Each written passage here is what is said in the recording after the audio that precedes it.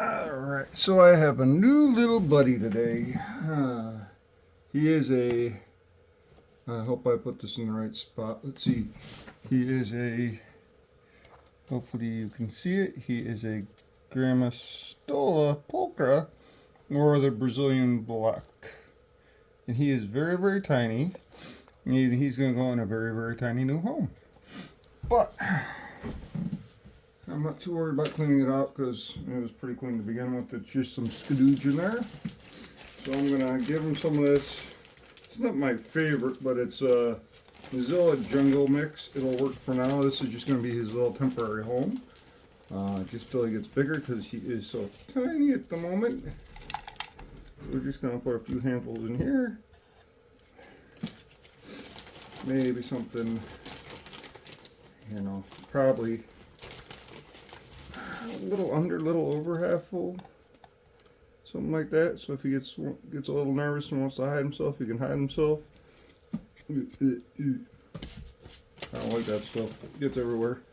I'm going to make sure it's nice and damp with the little spray bottle here. And I'm not just going to let the water sit on top. I'm going to mix it around a little bit before I put them in there.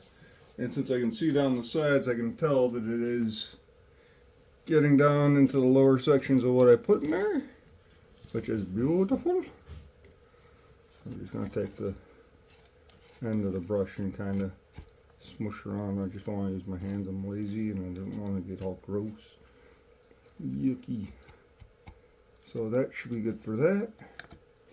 And what I'm going to do is I got a little piece of cork bark for him. This one may be a little overkill. But we're going to yucky.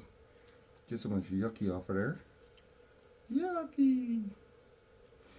Alrighty. So I'm gonna. That is entirely too big. So I'm gonna kind of break it. Let's see which one works better. Let's do this. Oh, break. Alright, that should be good. That gives him a nice little starter spot to bury himself if he decides to go and run and hide. So now it's for the little monster. Alright, hopefully I do this right and you guys can all see it. Because he is very, very small. Very, very small. And I just got him today.